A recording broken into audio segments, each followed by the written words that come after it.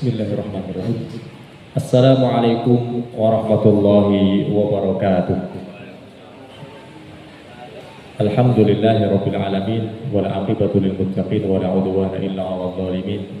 Asyhadu an la ilaha illallah wahdahu la syarika lah wa asyhadu anna Muhammadan 'abduhu wa rasuluh. Allahumma shalli wa sallim wa barik ala Muhammad wa ala alihi wa sahbihi wa sallim tasliman katsiran. Rabbi shrah li sadri wa yassir li amri wahlul 'uqdatam min lisani yafqahu qawli. Subhanaka la ilma lana illa ma 'allamtana innaka antal alimul hakim. Raditu billahi rabba wa bil islam dina wa bi Muhammadin nabiyyan wa rasula. Allahumma fa'na bima 'allamtana wa 'allimna ma yanfa'una wa zidna ilma. Amin amin ya rabbal alamin. Syukur alhamdulillah, kita panjatkan rasa syukur kepada Allah Subhanahu wa taala.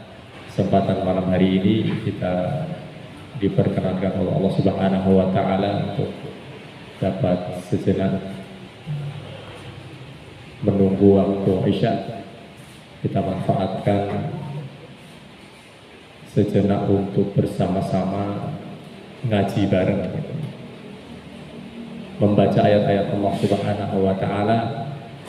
Sedikit demi sedikit kita berusaha untuk istiqomah memahami firman-firman Allah Subhanahu wa taala di majelis yang mulia insyaallah, sebagaimana motivasi Rasulullah SAW kepada kita semuanya. Beliau bersabda, "Majtama'a qaumun fi baitin min buyutillah yatluna kitaballah wa yatadarasunahu bainahum illa nazalat alaihimus sakinah wa ghasyiyatuhumur rahmah wa hafathumul malaikah wa dzakarahumullahu fi man indah." Rasulullah SAW berikan motivasi kepada kita, tidaklah suatu kaum majtama'a qaumun, suatu kaum itu berkumpul fi baitin min buyutillah, di rumah-rumah Allah Subhanahu wa taala. Maka motivasi tersebut menjadi dasar kepada kita semuanya bahwa Baitullah, rumah-rumah Allah, masjid, musola menjadi basis keilmuan, menjadi basis pergerakan, menjadi basis penyatuan pemikiran, menjadi basis atau ruh dalam sebuah pergerakan atau dalam konteks kita ya persyarikatan. Masjid-masjid harus menjadi pusat studi Islam, harusnya begitu.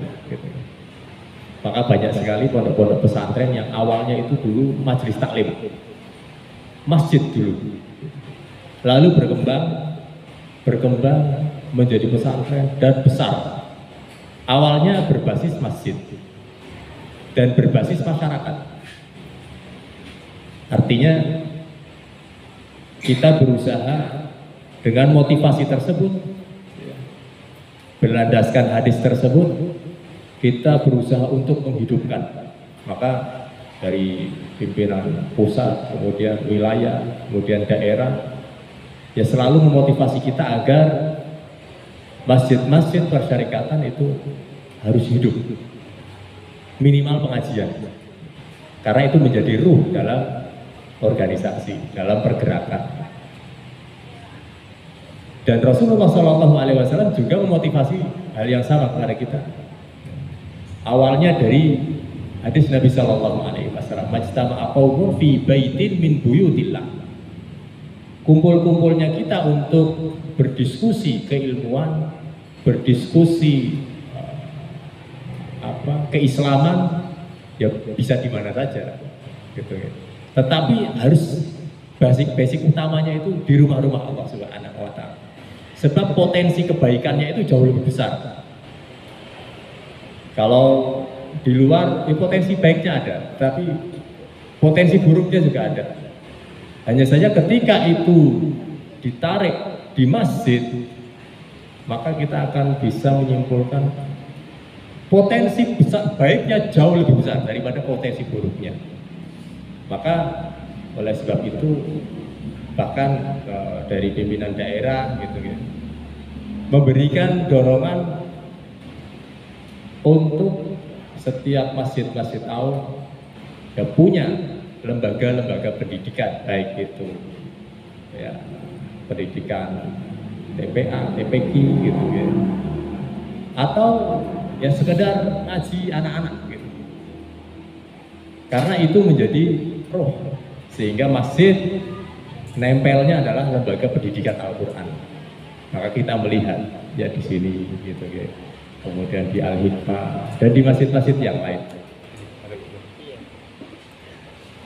Maka dengan dasar itulah kita mencoba istiqomah menjadikan masjid-masjid kita ya, kental dengan nuansa keilmuan.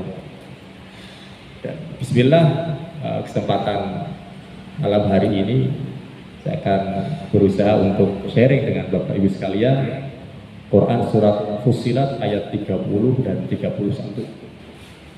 Allah Subhanahu wa taala berfirman, A'udzubillahi minasyaitonirrajim. Innal ladzina qalu rabbuna Allah tsumma istaqamu tatanazzalu 'alaihimul malaikah تتنزل عليهم الملائكة ألا تخافوا ولا تحزنوا وأبشروا بالجنة التي كنتم توعدون نحن أولياؤكم في الحياة الدنيا وفي الآخرة ولكم فيها ما تشتهي أنفسكم ولكم فيها ما تدعون اللهم ارحمنا بالقرآن. Innal ladzina qalu, inna sesungguhnya, alladzina orang-orang yang qalu mereka mengatakan Rabbuna Tuhan kami Allahu Allah. Tsumma kemudian istaqamu mereka istiqomah, mereka konsisten. Tatanazzalu alaihimul malaikah, tatanazzal turun alaihim atas mereka al malaikatu para malaikat. Alla takhafu, para malaikat tersebut mengatakan alla takhafu, janganlah kalian bersedih. Wa alla takhafu, janganlah kalian khawatir atau takut. Wala tahzanu, dan jangan pula kalian bersedih hati. Wa abshiru bil jannah, wa abshiru, dan berikan mereka kabar gembira bil jannati dengan surga. Allati kuntum tu'adun, yang kuntum kalian semua tu'adu telah dijanjikan kepada Allah Subhanahu wa taala. Kita sering begitu ya. Lembaga-lembaga pendidikan khususnya ya, atau perusahaan-perusahaan atau apapun itu ya, atau lembaga-lembaga yang lain gitu. Seringkali mendatangkan motivator. Kalau misalnya konteksnya bisnis ya, untuk meningkatkan kinerja karyawannya harus diberikan motivasi. Meskipun ya, kadang pendapatan yang mungkin akan memotivasi, tapi di sisi yang lain ya pimpinan merasa butuh supaya kinerja karyawannya itu lebih semangat lagi, sehingga produktivitasnya naik. Maka didatangkan motivator untuk memotivasi. Di dalam lembaga pendidikan kita juga seringkali kita datangkan gitu, pembinaan atau motivator. Dari pembinaan itu kita mentargetkan memberikan motivasi. Ya, tidak terlihat motivasi itu. Meskipun tidak terlihat, tetapi bisa dirasakan secara langsung. Ada secara emosional saat kita melihat kondisi yang sangat mendukung, maka semangat kita akan menggebu-gebu karena ya semangatnya kita dibangkitkan.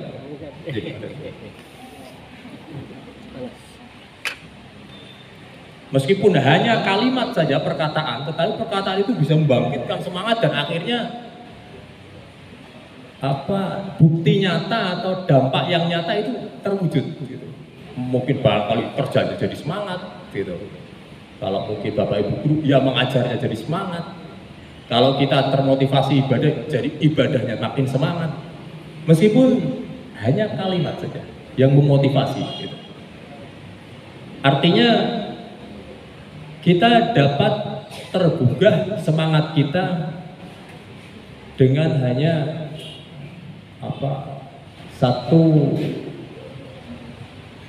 iming-iming yang menjadi konsep tertentu gitu ya, yang terkonsep begitu dengan yang kita sebut motivasi, yang mungkin belum kita lihat secara langsung motivasinya, tapi itu bisa membangkitkan, itu bisa memberikan kita semangat.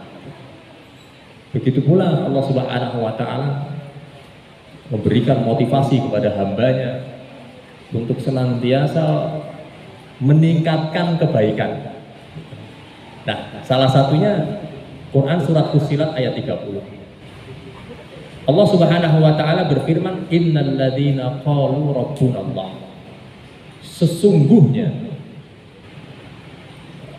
kata sesungguhnya itu kan panjenengan mungkin sudah familiar, ya, sudah sering mendengar sesungguhnya.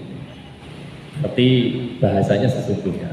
Tetapi maknanya ketika kita menambahkan kata inna, kata tersebut berfungsi menguatkan kalimat, yang artinya saat kita, mungkin saya ingin mengatakan sesuatu, memberi kabar kepada panjenengan, karena kabar yang saya ingin sampaikan ini tidak mudah diterima, maka saya akan menambahkan penguat. Pak, temenan poonge, yakin poonge, ojo ngrono gitu. Bahaya ning kono kuwi gitu. Nah, orang yang sulit menerima kabar itu kan, oh, mosok sih Pak gitu. Karena itu dia ragu gitu terhadap kalimat yang saya ucapkan. Dan itu saya sudah mengetahui, ini mungkin kalimat saya tidak, atau kabar dari saya mungkin agak sulit diterima. Maka saya membutuhkan untuk menambah penguat dalam kalimat saya. Pak, temenanku oke, yakin bisa, jenengan ojo mrono gitu. Di sana ada bahaya gitu. Nah, begitu pula Al-Quran di dalam kalimatnya menambahkan penguat gitu. Yang pada prinsipnya kabar jika kita terima dari seseorang, mungkin panjenengan sudah mendapatkan kabar dari teman panjenengan gitu, dan panjenengan tahu sosok teman panjenengan ini orang yang jujur gitu, ya kayaknya dia tidak ngapusi lah gitu ya, tidak berbohong gitu. Panjenengan pasti akan percaya karena melihat sosok yang membawa kabar ini. Iki si Doni breaking gitu. Oke, itu siap Pak. Kita percaya. Karena dia kalau janji mesti tepat terus gitu. Kita percaya dengan teman kita. Tetapi ada orang lain yang tidak kita kenal, kemudian ya kita baru ketemu juga gitu. Membawa kabar atau membawa berita atau membawa informasi kepada panjenengan. Panjenengan mungkin akan mengatakan, "Ngopo yo sih?" gitu. Sik. Kabar jenengan siapa? Gitu.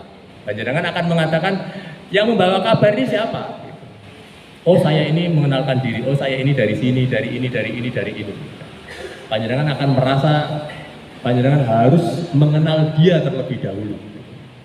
Yang artinya ingin saya sampaikan adalah bahwa kabar yang sampai kepada kita itu sangat tergantung siapa yang membawa kabar kan gitu. Akan sangat tergantung siapa yang membawa informasi. Sehingga kita bisa percaya dengan informasi tersebut atau sumbernya itu siapa. Nah, sekarang saat informasi itu datang dari Allah Subhanahu wa Ta'ala, yang akan dipertaruhkan ini kabar datang dari siapa? Ketika kabar itu datang dari Allah Subhanahu wa Ta'ala, panjenengan dengan teman panjenengan saja bisa mudah percaya. Dan sekarang kabar itu datang dari Allah Subhanahu wa Ta'ala. Kenapa sulit sekali untuk percaya? Kenapa harus meragukan hal itu? Saya yakin, tetapi seyakin apa? Allah Subhanahu wa Ta'ala berfirman, alladzina yu'minuna bil ghaib, yaitu orang-orang yang beriman terhadap hal-hal yang gaib, sifat al-muttaqin. Artinya sesuatu yang gaib bisa kita terjemahkan sesuatu yang tidak terlihat gitu. Kita belum melihatnya, tetapi kita dituntut untuk meyakini hal itu. Itu kan sulit.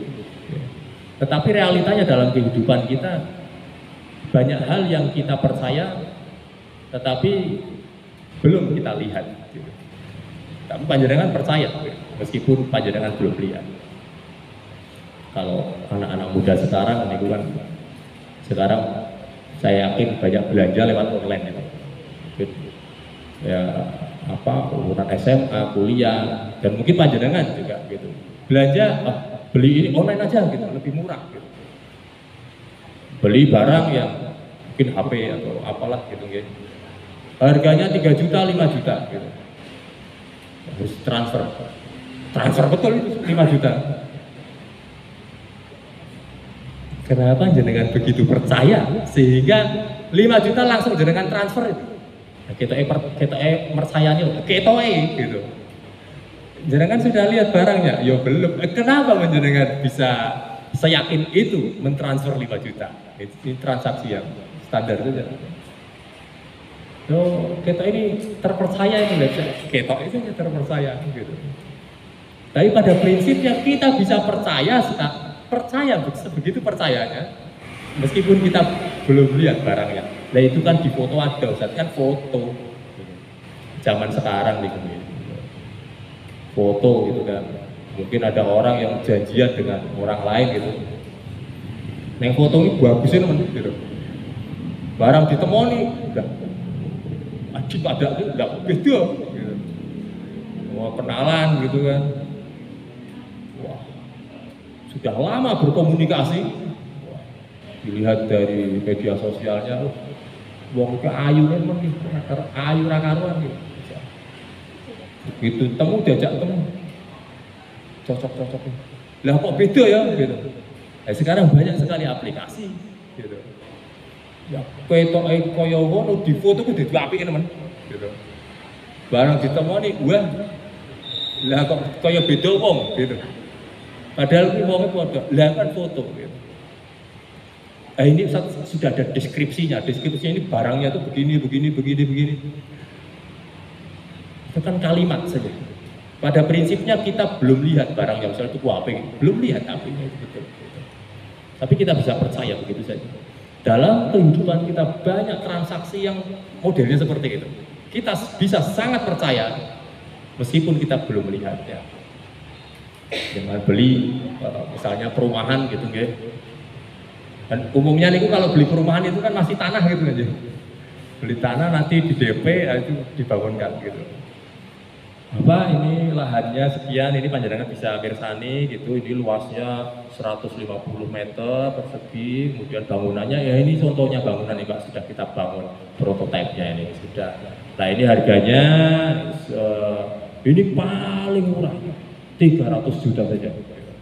Wah di sana-sana barang begini sudah 500 juta, ini 300 juta saja. Wah murah ini. Misalnya duit kan. Pak tuku rumah itu berarti kan mesti didit gitu kan gitu. 500 juta murah padahal pasaran 500 juta gitu.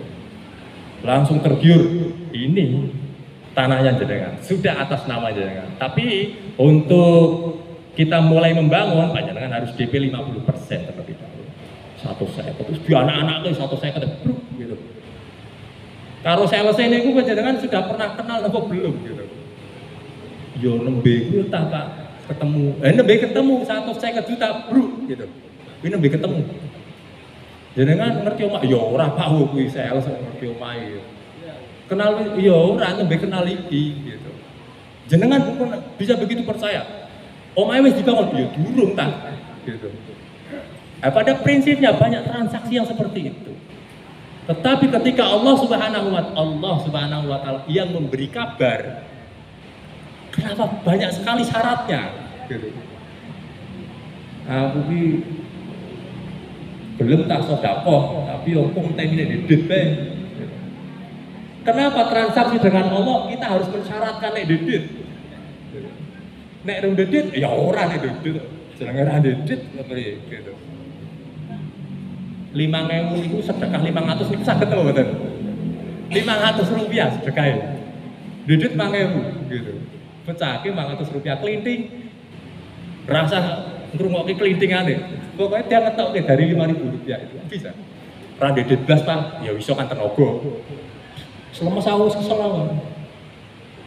rapat pikiran, jejak pikiran. Aku mikir masalah aku dhewe mumet kok jejak pikiran gitu. Angele temen syaratnya iki akeh. Untuk kita berjuang di jalan Allah kita mensyaratkan banyak hal. Gitu. Ini ganjarannya surga kan engko Pak gitu. Diiming-imingi surga iki serang geming gitu. Allah Subhanahu wa taala berfirman, "Innal ladzina qalu" inna sesungguhnya. Seharusnya jika Allah Subhanahu wa taala yang berfirman ora usah nganggo sesungguhnya, ngono niku panjenengan percaya napa mboten? Percaya kan, Je? Misalnya, karena fungsi inna itu untuk menegaskan kalimat atau untuk menekankan kalimat. Seharusnya kan Allah tidak perlu menggunakan itu, harusnya kita langsung percaya saja. Tetapi Allah Maha tahu. Gak ada yang menungsok angel, percaya ini angel gitu. Maka Allah Subhanahu wa taala menggunakan inna sesungguhnya. Jadi kan kita yang kalau kita memahami perkataan begini Allah gitu. Sajane isi Allah sudah mengatakan sesungguhnya isi tetap rangandel akan keterlaluan gitu. Allah Subhanahu wa taala temenan keyakin po iso tetap rangandel padahal isi Allah yang berfirman. Innal ladzina qalu rabbuna Allah. Mereka orang-orang yang mengatakan Rabbuna Tuhan kami Allahu Allah. Summa kemudian istaqamu, mereka berpegang teguh sampai ajal menjemput. Dia mengatakan qalu rabbuna Allah tsumma istaqamu. Rasulullah Shallallahu Alaihi Wasallam ditanya dalam sebuah hadis Nabi Shallallahu Alaihi Wasallam dari Abi Amr ibn Sufyan ibn Abdillah At-Taqafi radhiyallahu anhu qala qultu, dia mengatakan kepada Rasulullah, ya Rasulullah, wahai Rasulullah, qul li fil Islam qaulan, katakan kepada aku, beri aku nasihat wahai Rasulullah. Fil Islam dalam konteks agama Islam ini. Qaulan, satu kalimat, satu motivasi. La as'alu anhu ahadan ghairak. Setelah engkau beri nasihat itu, kira-kira saya tidak membutuhkan nasihat orang lain lagi. Saya tidak akan butuh. Pokoknya beri saya nasihat. Ya beberapa kalimat qaulan. Sepatah dua patah kata saja, tidak usah banyak-banyak. Nek kakean ndak angel ngiling-ngilingi gitu. Zaman biyen kan belum bisa direkam gitu kan, bisa mencatat niku tidak semudah sekarang pakai HP, note gitu, ketik gitu mudah, atau direkam perkataannya mudah, diulang-ulang gitu. Tapi kalau zaman dulu bagaimana orang menulis? Orang menulis itu kan di atas batu, di atas kulit binatang, di atas tulang. Media tulisnya sulit, untuk dibawa kemana-mana itu sulit. Jadi deleng-eleng tok, wahai Rasulullah. Beri saya nasihat, tak eleng-eleng. Ini ngojo akeh-akeh, kakek ndak lali aku malah gitu. Lalu Rasulullah SAW harus meringkas-ringkasnya satu kalimat yang pokoknya kalimat itu ketika dia bawa sampai mati itu sudah cukup gitu bekalnya. Kemudian Rasulullah SAW bersabda, qul, katakan amantu billah tsumastaqim. Katakan aku beriman kepada Allah kemudian kau istiqomah. Wes wahai Rasulullah, oke beres. Gampang ngeleng-elenge. Amantu billah tsumastaqim. Istaqim kan sikap gitu ya. Berarti kalimatnya amantu billah gitu saja. Sudah wahai Rasul, sudah. Tsumastaqim, kemudian engkau istiqomah, pegang sampai mati. Jangan sampai engkau lepaskan ini. Apapun yang terjadi jangan dilepas. Nah ini proses jangan dilepas ini bukan perkara mudah. Istiqomah itu bukan perkara mudah. Awalnya itu ono hajat gitu ya, punya keinginan. Belah. Sak durunge muadzin, adzan wis nang masjid. Sak durunge subuh wis buka ilawang. Nguruk-nguruk lampu barang. Gitu. Tetapi ketika hajatnya sudah terpenuhi, lah kok ora ketok maneh gitu. Sok dulu ya saya sok dulu. Rawon apa ya gitu. Duduk nang omah saya kan. Duduk nang omah. Ora ketok gitu. Atau orang yang punya keinginan yang sangat kuat, saya ingin tobat gitu. Saya sekarang mendapatkan rezeki dari jalan yang tidak halal, sekarang saya mendengar kalimat dan saya ingin tobat gitu. Ingin tobat ya? Ya, saya ingin tobat gitu. Tapi jenengan siap ya? Siap. Sudah yakin betul? Sudah yakin. Tobat, meninggalkan semua yang haram nih. Kemudian Allah Subhanahu wa taala menguji dia. Temenan ora apa koyo ngene iki. Barang tobat iki uripe malah susah. Aku tobat iki malah uripku malah sesoro nih. Malah angel kabeh, rezeki seret gitu. Kita melihat sebenarnya ada public figure ya. Buka aurat kemana-mana gitu. Dia terpanggil hatinya untuk berjilbab gitu. Menutup aurat gitu. Barang menutup aurat itu job sepi. Ora ono panggilan gitu. Enggak ada panggilan dari televisi manapun, jobnya sepi. Malah jilbaban malah sepi job. Wah, malah susah gitu. Ratahan buka meneh, jobnya ono meneh. Wah, iki malah aku beres-beres koyo ngene iki malah. Jadi istiqomah itu kan bukan perkara mudah. Jangan soft awal terus itu bukan perkara mudah. Menjaga istiqomah itu bukan perkara mudah. Sekarang Allah Subhanahu wa taala berfirman, orang yang sulit dalam memegang keistiqomahan itu, Allah Subhanahu wa taala berfirman, qul tsumma istaqamu tatanazzalu alaihimul malaikah. Tatanazzal. Tanya ada dua. Ada satu kan dengan mungkin familiar. Tanazzalul malaikatu waruhu fiha bi'izni rabbihim min kulli amrin salamun hiya hatta matla'il fajr. Tanazzalul malaikah dalam Quran surat Al-Qadr. Malaikat diturunkan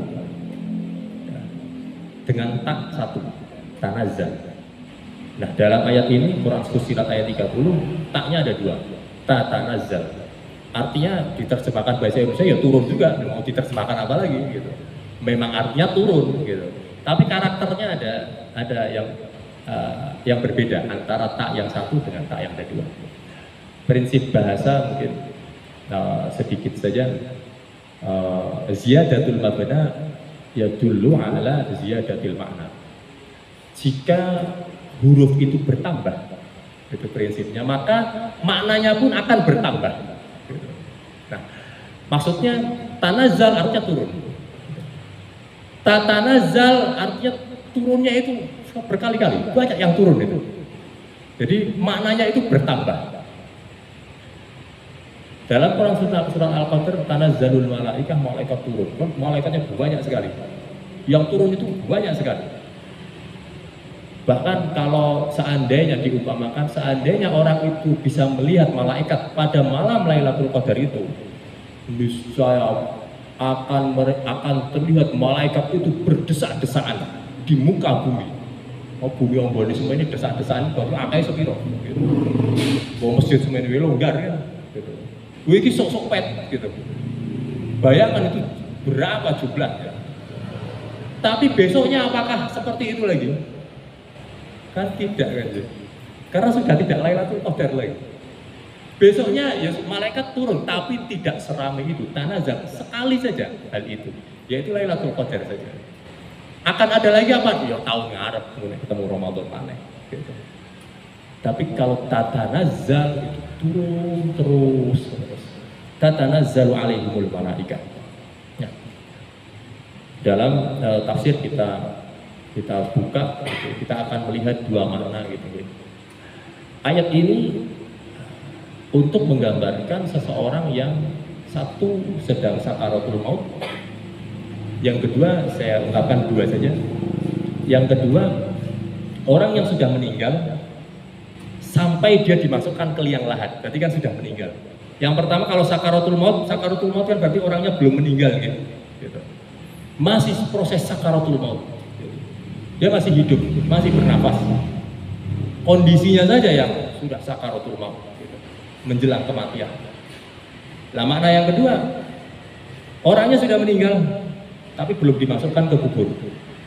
Jadi pada proses itulah ya, tanazzalul malaikah. Mana yang pertama, orang yang sakaratul maut. Panjenengan Wala'iyadzubillah, kita berlindung dari Allah Subhanahu wa Ta'ala. Saat kita divonis oleh dokter gitu misalnya, Bapak mohon maaf, itu Bapak kuatkan hati jenengan ya, Bapak tak yang tabah menerima informasi dari saya ya. Siap Bapak ya? Oke siap. Panjenengan menderita penyakit ini, dan ini. Langsung deg gitu. Ya Allah, penyakit itu jebule ora siji contoh. Iki. Penyakit abot kabeh niku. Mesti lap-lapane ra karuan niku. Ya Allah, ki mari murah. Mari nopo boten. Sembuh itu milik Allah, yang menyembuhkan adalah Allah. Dokter mesti ngomong gitu. Lah kalau saya harus gini, wah ini sulit ini Pak gitu. Minta kepada Allah, waduh belum rasanya. Luar biasa lap-lapannya gitu. Itu kita masih hidup, masih bisa neng dengdi gitu. Orang yang sakaratul maut, lap-lapannya koyo ngopo. Bahkan Nabi SAW menggambarkan dahsyatnya sakaratul maut. Sangat dahsyat, luar biasa. Itu kan lap-lapannya luar biasa. Us anteng-anteng us sakaratul maut gitu. Saat kita kondisi yang dahsyat sedahsyat itu, Allah Subhanahu wa Ta'ala menghubungkan malaikat kepada kita khusus untuk saat semua bisa pada umumnya ketika orang sakaratul maut mesti telepon kabeh sanak keluarganya. Kalau punya anak, anaknya semua dipanggil semua. Kalau punya kakak adiknya panggil semuanya. Semua pada nangis itu. Karena sakaratul maut gitu. Sangat sedih luar biasa. Ketika dalam kondisi seperti itu tidak bisa ngapa-ngapain lagi gitu. Malaikat turun menemani dia. Apa yang malaikat katakan kepada dia? Alla takhafu wa la tahzanu.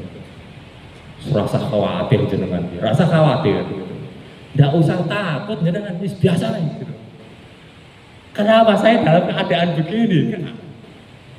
Wes, tidak usah khawatir. Siapa yang mengatakan seperti itu? Para malaikat. Kami diutus oleh Allah, kami banyak nih diutus khusus untuk engkau wahai fulan. Kami diutus oleh Allah Subhanahu wa Ta'ala dari atas. Kami turun khusus untuk engkau saja. Dan kami mengatakan, disuruh mengatakan alla takhafu wa la tahzanu. Jangan bersedih hati, jangan khawatir, wis rasa lap-lapan, dipuk-puk. Ya, wis.